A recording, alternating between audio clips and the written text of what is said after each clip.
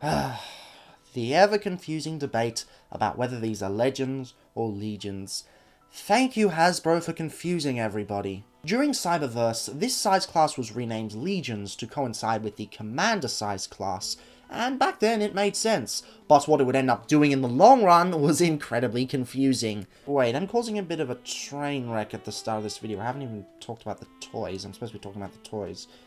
I don't know, I got these two for free at a giveaway that the Transformers Collectors Club Australia did back in February. Haven't had them for very long, but I needed a quota filled for Dark of the Moon toys, so here are the dreads. Okay, hang on a minute. Which one is which? Is that Crankcase? Is that Crankcase? Am I Crankcase? Yeah, the problem with these figures is that they are as forgettable as the characters they're trying to represent. They're just a bunch of grunts who don't do much in the movie. And the characters are boring, and the toys are kind of boring. Don't get me wrong, they're engineered quite well, but they just turn into black cars with minimal paint, minimal colours.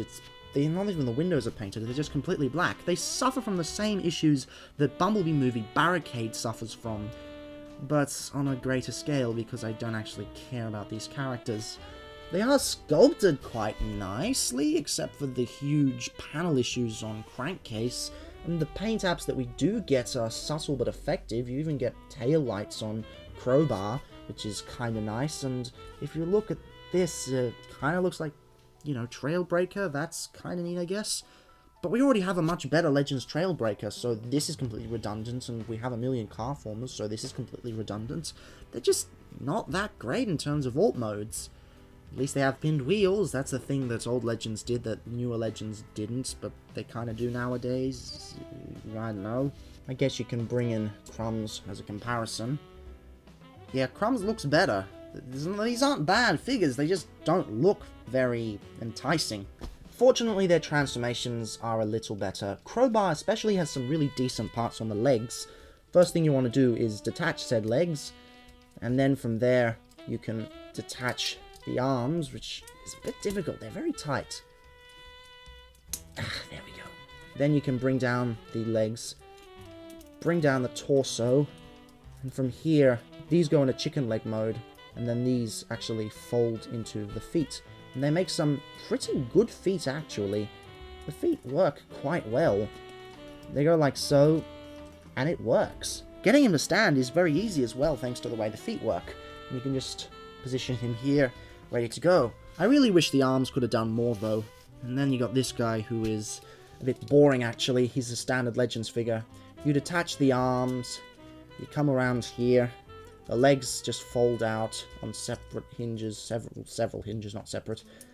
Then this part folds down like your average car former, and these fold out a bit, forming the dread. And then this part is supposed to move back a bit like that, but it doesn't really do anything. It still just stays there. If there was a double hinge here, I would have understood, but really, there's no need for that hinge whatsoever. And the feet aren't that great either. I mean, you got these tendons that pop out, and he can be a little bit difficult to stand thanks to the wheels. But he's not terrible. That's the problem. These guys, they're not bad in any way, but they're still very, very boring. Crowbar has some awesome legs, but look at these arms. They're just like he wants to hug you. They're kind of menacing, and that's where all the paint budget went, on the inside of the arms. But just the way they work, it's Barricade all over again. I definitely get the feeling that they wanted to add a hinge here to help him transform and have some better proportioned arms, but it was probably cut from the budget. A lot of things were cut from the budget from Dark of the Moon onwards. Articulation's pretty standard, ball joints here, hips here on ball joints, and you can bend the knees and the feet, but if you do that, well, he'll fall over most of the time. I'm actually surprised he managed to stand up that much. That was just a fluke. This guy is actually kind of worse. Oh, there we go. There, now he fell over. He's kibble heavy. He's got the huge backpack. These don't really lock in that well. They kind of stick against the backpack to solidify, but not really. You got the tendon sticking out of here. It's very difficult to stand. At its core, this guy is a standard Legion figure. He's not fantastic. He's not terrible either. But he seems bad, but that's because of the size class. You've got the old thing where they just kind of mold an arm into the side there. I like the way that they've done the swords here, or the blades, whatever you call them.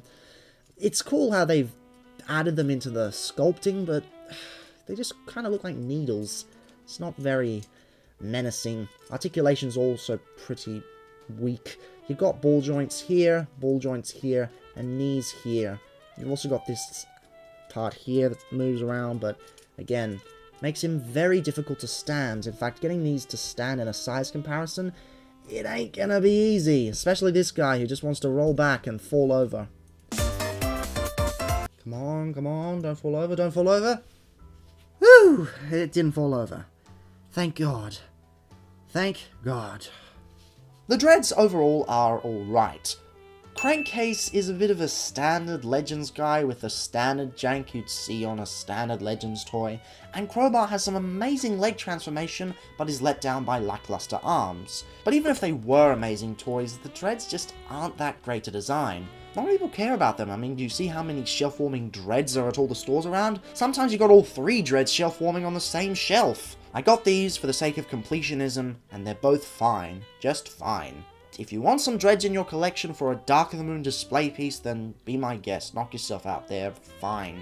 But tomorrow is not fine. Tomorrow is bloody awesome. I've been looking forward to this from the moment I started filming these. It's gonna be a good one.